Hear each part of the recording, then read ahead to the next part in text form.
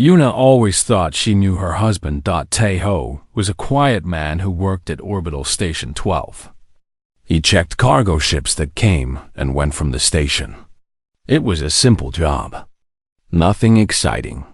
He woke up early, went to work, came home, and cooked dinner for them both. He liked to sing while he cooked, even though he was terrible at it. Yuna loved that about him. They had been married for 3 years. 3 peaceful, happy years in their small apartment in the mixed species district. The station was home to many different aliens. Blue-skinned traders from distant planets. Tall, thin beings with too many eyes. Short creatures covered in fur. And humans, of course. Yuna herself was Valori, from a waterworld far from Earth. Her skin had a slight blue tint, and she could hold her breath for 20 minutes. But she had lived among humans for so long that she sometimes forgot she was different. Taeho never made her feel different. He learned to cook Valori dishes for her, even though he burned them half the time. He learned the songs from her planet. He held her hand when they walked through the station, not caring about the look some species gave them. Mixed marriages were still unusual, even in this age of space travel. She worked as a doctor at the station medical bay. Long hours, tired nights, but good work. Healing people made her happy. Coming home to Taeho made her happier. That evening started like any other. Yuna finished her shift and walked through the station plaza toward home. The plaza was busy with traders and travelers. Shops lined the walls, selling food and clothes and technology from 100 worlds. The air smelled like cooking meat and alien spices. Then she heard the shouting. A crowd had formed in the center of the plaza. People were backing away from something, their faces showing fear. Yuna pushed through them, her heart beating fast. As a doctor, she always moved toward trouble, not away from it. What she saw made her stop breathing. Taeho stood in the middle of the circle. 3 huge aliens faced him. They were Kethri, a reptile species known for their violence. Each one was 7 feet tall with green scales and yellow eyes. Their arms were thick with muscle. Their teeth were sharp. They were warriors, and everyone knew it. On the ground behind Taeho was a small boy. A Valori child, maybe 8 years old, crying and holding his arm. Yuna could see the bruise forming already. The largest Kethri stepped toward Taeho. He was laughing, a harsh sound like rocks grinding together. "This child touched me," the Kethri said. "It must be punished." "He bumped into you by accident," Taeho replied. His voice was calm, almost soft. "He is just a child. Let him go. And who are you to tell me anything, human?" The Kethri spat the word like it was poison. "Your species is weak, soft. You should be grateful we allow you to exist." Yuna wanted to scream. She wanted to run forward and pull Taeho away. The Kethri were dangerous. They had killed humans before for smaller insults than this. What was her husband thinking?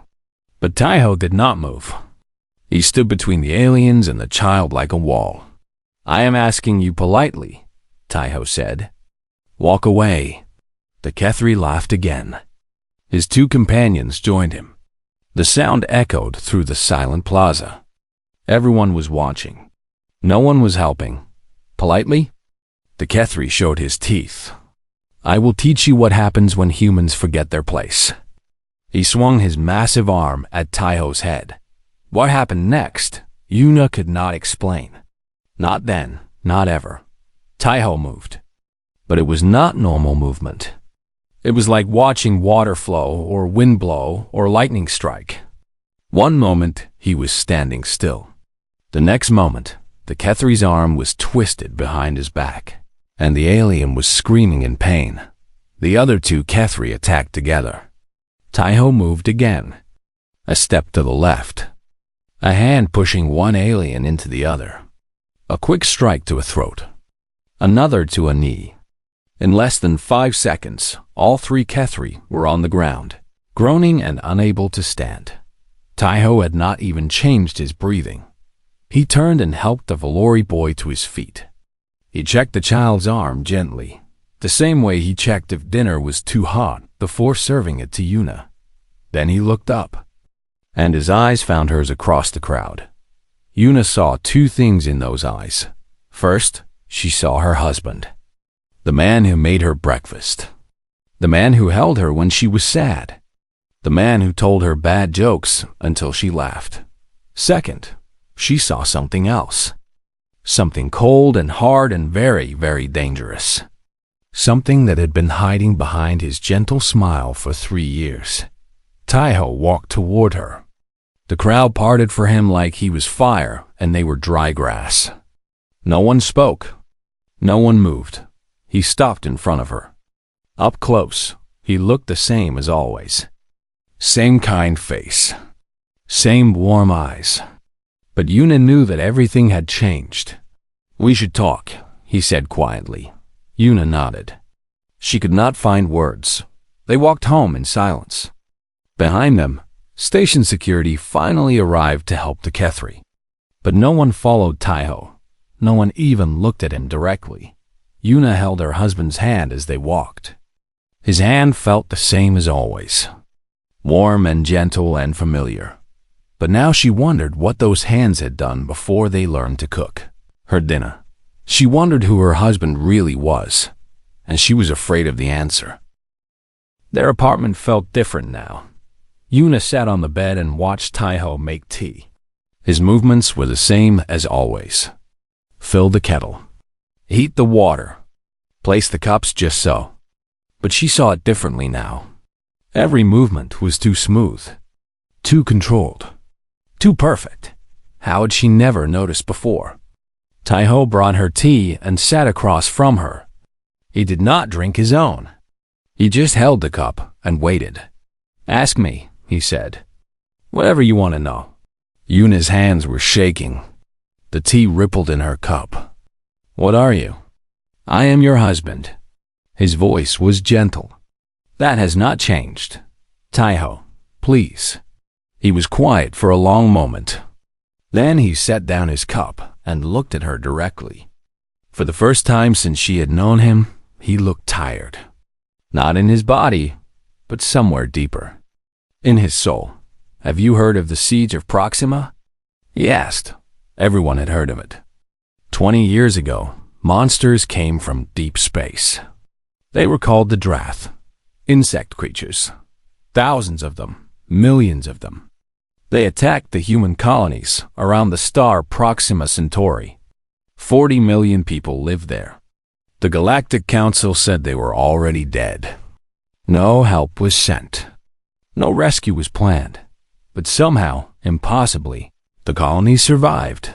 The story said that the humans who defended Proxima became something more than human. They fought for 4 years without rest. They won battles that should have been impossible.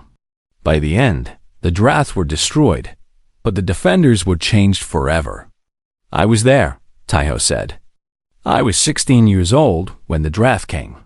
Yuna felt cold. The tea in her hands could not warm her. "You were just a child." There were no children on Proxima after the first week.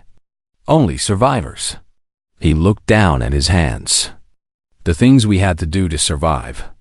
The things we had to become. What did you become?" "The Council calls us remnants." There were thousands of us at the end of the war. Now, maybe 200 are still alive. He paused. "Our bodies changed during the fighting. Faster reflexes. Stronger muscles. We can see things others cannot see. We can feel danger before it comes. Our minds work differently now. We calculate angles and distances without thinking. We see weakness in everything." Yuna remembered the plaza. The way he had moved. Like water. Like wind. Like something not quite human. "The Kethri," she said. "You could have killed them." "Yes, no hesitation. No doubt. I chose not to. Why? Because killing is easy. Living with killing is hard." He finally met her eyes again. I have killed enough for 10 lifetimes, Yuna. I do not want to kill anymore. I want to cook dinner. I want to watch movies with my wife. I want to be normal. But you are not normal. No. He shook his head slowly. I will never be normal. But I can pretend. I can try. That is why I took this job. Checking cargo. Looking at boxes. Nothing dangerous. Nothing exciting. Just quiet work and a quiet life. Yuna thought about the last 3 years. All the small moments. The burned dinners and the bad jokes and the nights they spent talking about nothing important. Had any of it been real? Did you ever want to tell me? She asked, every day. His voice cracked slightly. But I was afraid. Afraid of what? That you would see me differently. That you would see the monster instead of the man. He reached for her hand but stopped himself. The people I trained with, the other remnants, most of them cannot have normal relationships. They cannot connect with others. They cannot trust. They cannot love. The war took that from them, but not from you? I thought it did. For years after the war, I felt nothing. I was empty. A weapon without a purpose. He smiled, but it was sad. Then I met you. You were treating a small cut on my hand. Do you remember? Yuna remembered. A minor injury, nothing serious. But he had been so quiet, so polite. He had asked her name 3 times because he kept forgetting to listen to her answer. She had thought he was nervous. Now she understood. He'd been feeling something for the first time in years. You made me feel human again, Taiho said. When I am with you, I am not a remnant. I am not a weapon. I'm just Taiho, your husband who cannot sing and burns the rice. Tears were falling down Yuna's face now. She did not know when she had started crying. Why did you not tell me? She whispered. Because I wanted you to love the man, not fear the monster. She stood up. He watched her, his face carefully blank, preparing for rejection. Preparing for her to walk away. Instead, she crossed the room and took his face in her hands. His skin was warm. His eyes were wet. You are not a monster, she said. You are my husband. You are the man who sings badly and burns my dinner and makes me laugh when I am tired. That is who you are, even after what you saw today. Especially after what I saw today. She pressed her forehead to his. You could have killed them. You did not. You protected a child. That is not what monsters do. For the first time since she had known him, Taiho cried. Not small tears, but real crying, like something inside him had finally broken open. Yuna held him. Her husband. Her quiet, gentle husband who carried a war inside him. That she was only beginning to understand, that she did not know what the future would bring. But she knew one thing for certain. She loved him. All of him. Even the parts he was afraid to show her. That would have to be enough. 2 weeks passed. Life returned to normal, or something close to it. Taiho still cooked dinner. He still sang badly. He still held Yuna's hand when they walked through the station. But things were different now. He told her stories she had never heard before. Stories about Proxima. About his friends who died. About the long nights when the Drath came in waves and the humans had nothing but broken weapons and desperate courage. Yuna listened to all of it. She did not look away. She did not flinch. And slowly, Taiho began to believe that she truly loved him. Not despite what he was, but including it. Then the message came. It was early morning. Yuna woke up alone in bed. She found Taiho standing at the window, staring at a holographic display floating in the air before him. The blue light made his face look like ice. What is it? She asked. He did not answer immediately. His eyes were reading something, moving back and forth. When he finally spoke, his voice was flat. Empty. The voice of a weapon being loaded. They found Drath signals. Yuna felt her heart stop. That is not possible.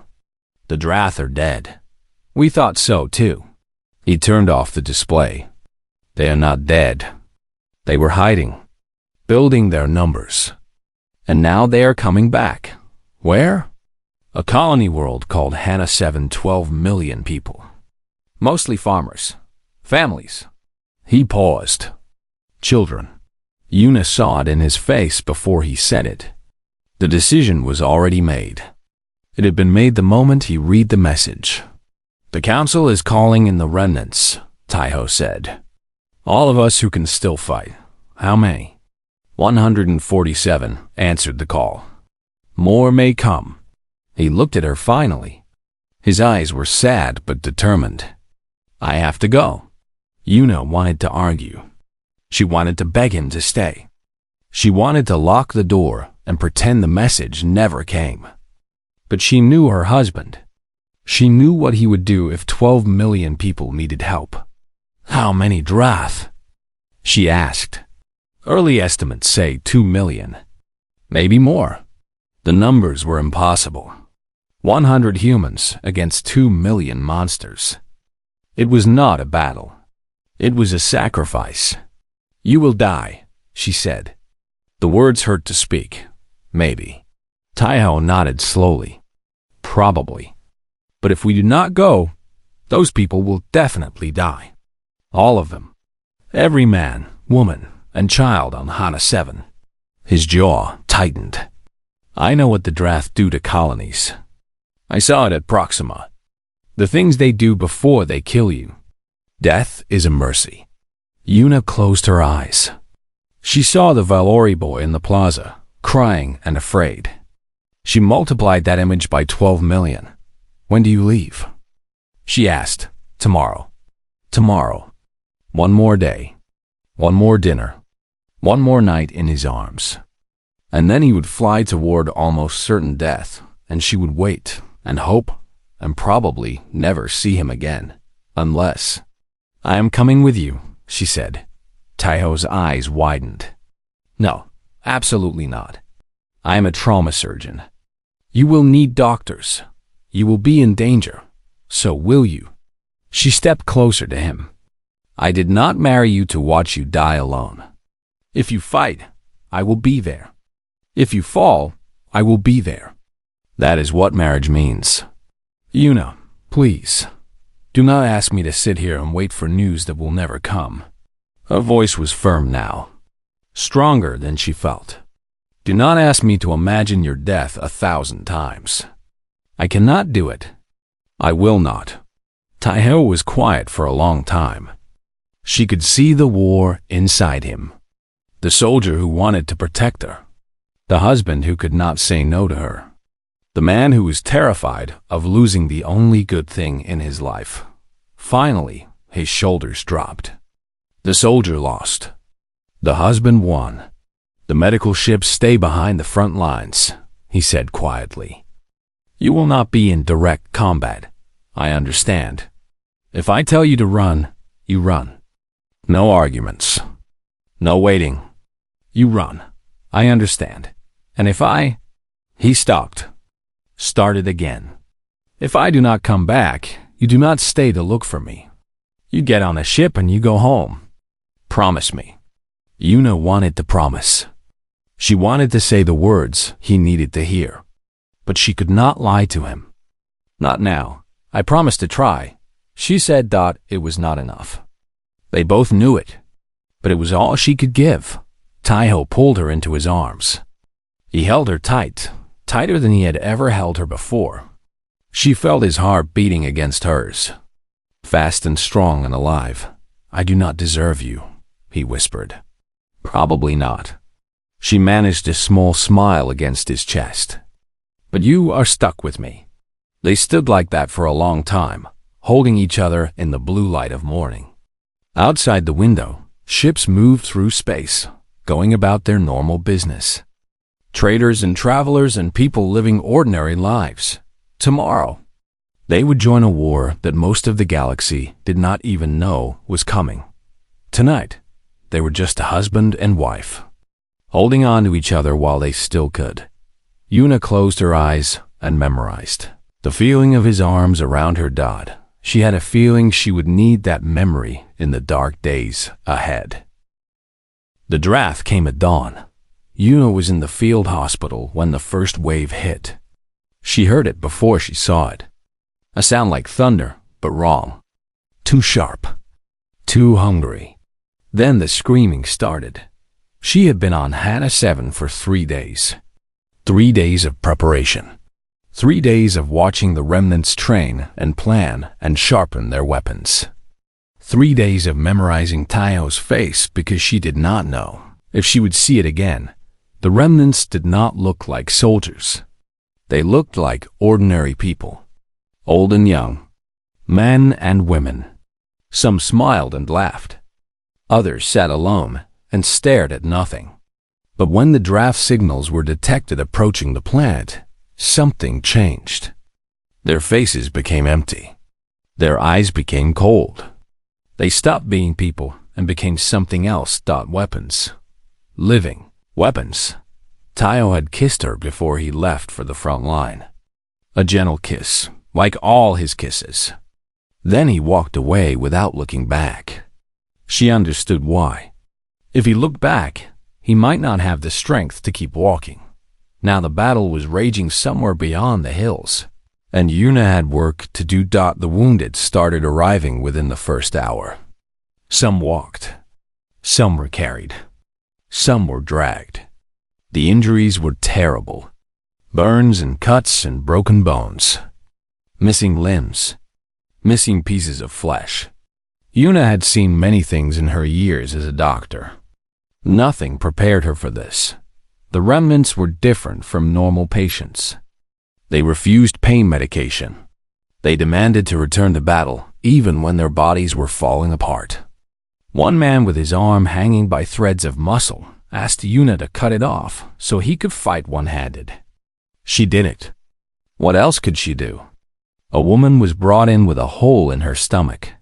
Through the wound, Yuna could see organs that should have been inside. The woman was still conscious. Still talking. "Patch it up," the woman said. Her voice was calm, as if discussing the weather. "They need me out there. You will die if you go back. I will die anyway. Might as well be useful."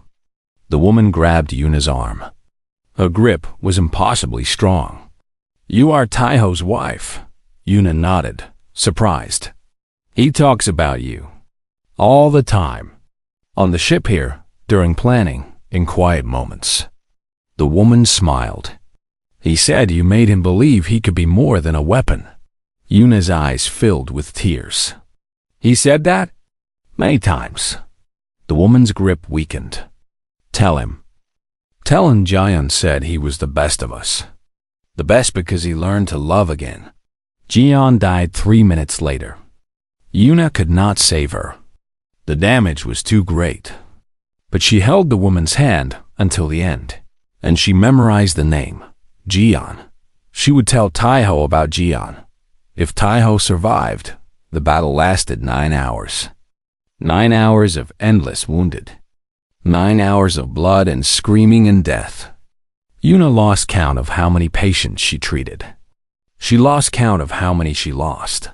The sound from outside changed as the hours passed. At first, gunfire and explosions. Then quieter. Then silent. Yuna did not know what silence meant. Victory or death. Both were possible. She was stitching a wound when someone touched her shoulder. She turned and saw a young man, barely 20 years old, covered in black blood that was not his own. "It is over," he said. "We won. Won. Such a small word for such a large thing. The casualties?" Yuna asked. The young man's face said everything before his words did. 116 dead. 31 survived. 116. Out of 147. Yuna's hand started shaking. "The commander?" she asked. She did not know Taiho's rank. Did not know if he was a commander. She just needed to ask. "I do not know names." The young man looked at the ground. I am sorry. Yuna walked out of the hospital tent. The sky was orange with sunset.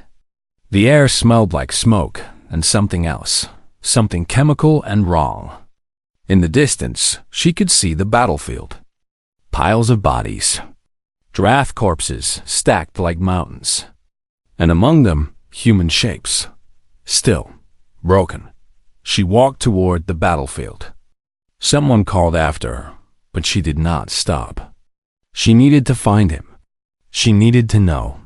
She walked past Drath bodies. They were horrible up close. All angles and edges and too many legs. Their mouths were still open, showing rows of sharp teeth. Even dead, they looked hungry. She found him sitting against a broken wall. Taiho was covered in blood. Black blood, red blood, colors she did not recognize. His armor was torn.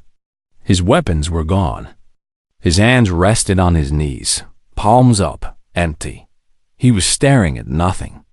His eyes were open but not seeing. Yuna sat down beside him. She did not speak. She did not touch him. She just waited. After a long time, he spoke. His voice was hollow. Dead. I killed so many of them, he said. You saved 12 million people. I know. He did not move. Why does it not feel like enough? Yuna took his hand. It was sticky with blood. She did not care. Because you are human, she said. That is what makes you human. Monsters do not feel guilt. Monsters do not count the cost. You do. That is why you are not a monster. Taiho finally looked at her. His eyes were wet, red, broken. I am so tired, he whispered. I am so tired of war. Yuna pulled him close. She held him against her chest, feeling his body shake with sobs he had been holding for 20 years. Around them, the sun set over a battlefield of monsters and heroes. The living searched for the dead. The wounded waited for help, but in this small moment, there was only a wife and her husband, and that was enough. 6 months passed like water through fingers. Yuna stood on the observation deck of Orbital Station 12, watching Earth rise over the curve of the moon. The blue planet glowed softly against the black of space. It was beautiful in a way that made her chest hurt. Beside her, Taiho held her hand. He looked different now. Not in any way others could see. His face was the same. His body was the same. But something inside him had shifted. The weight he carried seemed lighter. The shadows in his eyes seemed smaller. He smiled more easily. He laughed more freely. Healing took time. She knew that as a doctor. She knew it even better as a wife. After the Battle of Hana 7, everything changed. The Galactic Council could no longer ignore what the remnants had done. 31 humans against 2 million Drath. They had won. They had saved 12 million lives. The galaxy talked about nothing else for months. The council offered Taiho a position. Not as a soldier. He refused to be a soldier again. Instead, they asked him to train the next generation of defenders. To teach young people how to protect without becoming weapons. How to fight without losing themselves. He said yes. I want them to understand something important. He told Yuna when he accepted the job. I want them to know that being strong does not mean being empty. That being dangerous does not mean being heartless. That the goal is not to win wars. The goal is to make wars unnecessary. Yuna had taken a position at the new Hana 7 Memorial Hospital. She worked remotely most days, consulting with doctors on the rebuilt colony. The people there were recovering, building new homes, planting new crops, having children, living. That was what mattered. The living. Can I ask you something? Yuna said, watching Earth rise. Always. Why cargo inspection? Of all the jobs in the universe, why that one? Taiho smiled. It was his real smile, the one that reached his eyes, the one he only showed to her. During the siege of Proxima, he said, there was a moment I never forgot. We were surrounded. No ammunition. Half our squad dead. The Drath were closing in from all sides. I thought it was the end. Una squeezed his hand. She had heard many stories about Proxima. This one was new. Then I looked up. Taiho continued. And I saw a cargo shuttle flying overhead. It was bringing supplies to the civilian bunkers. Food and medicine and blankets. Simple things. Normal things. He paused. And I thought, that is what we are fighting for. Not glory. Not victory. Just the chance for ordinary people to have ordinary lives. So you wanted to be part of that. I wanted to be the person who makes normal life possible. Even in a small way. He looked at her. I spent so many years being dangerous. I wanted to spend the rest of my life being useful. Being quiet. Being ordinary. Una thought about that. 3 years of marriage to a man who had once been a weapon. 3 years of dinners and bad jokes and lazy mornings. 3 years of loving someone without knowing the full truth of who he was. And now? Now she knew everything. The wars. The deaths. The guilt he carried. The fear he hid. The loneliness that had almost swallowed him whole. She loved him more now than she did before. How was that possible? You know what the Valori say about humans? She asked. That we are insane? That too. She laughed softly. But also this. That you are the only species that fights like you have nothing to lose and loves like you have everything to lose. Both at the same time. Taiho considered this. Is that a compliment? I think it is the truth. They were quiet for a moment. Earth continued to rise. Ships moved through space around them, going about their business. Traders and travelers and ordinary people living ordinary lives. I have been thinking, Taiho said slowly, about the future. What about it? The station has a family housing section. Bigger apartments. Better windows. He was not looking at her. His voice was careful. I thought maybe we could apply. If you wanted. In case we needed more space. Una's heart started beating faster. More space for what? Taiho finally looked at her. His eyes were nervous, hopeful, scared and excited all at once. I do not know how to be a father, he said quietly. I do not know if I would be good at it. But I think I would like to try, someday, if you wanted. Una felt tears forming. Happy tears. The best kind. You would be a wonderful father, she said. You do not know that. I know you. She took his face in her hands. I know the man who protects children he does not know. The man who learned to cook terrible Valori food because it made me happy. The man who sings badly and burns rice and makes me laugh every single day. She pressed her forehead to his. That man would be an amazing father. Taiho's eyes were wet now too. I am scared, he admitted. So am I. She smiled. We can be scared together. He pulled her into his arms. They stood like that for a long time, holding each other while Earth rose and ships passed and the universe continued its endless spinning. Una thought about the journey that had brought them here. The quiet cargo inspector who turned out to be a legendary warrior. The battle that almost took him from her. The healing that was still happening, day by day, moment by moment. She thought about the future they would build together. The family they might have. The ordinary life they had earned through extraordinary sacrifice. And she realized something beautiful. She had fallen in love with Taiho, the cargo inspector. The man who cooked her dinner and sang badly and made her feel safe. But now she loved Taiho the remnant too. The warrior who carried scars inside and out. The soldier who chose peace. The weapon who learned to be human again. She loved all of him. Every piece. Every shadow. Every light. Thank you, Taiho whispered against her hair. For what? For seeing me. The real me. And loving me anyway. Yuna held him tighter. That is not love anyway, she said. That is just love. Outside the window, Earth finished rising.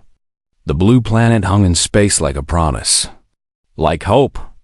Like home. And for the first time in a very long time, both of them believed that the future would be good. Not easy.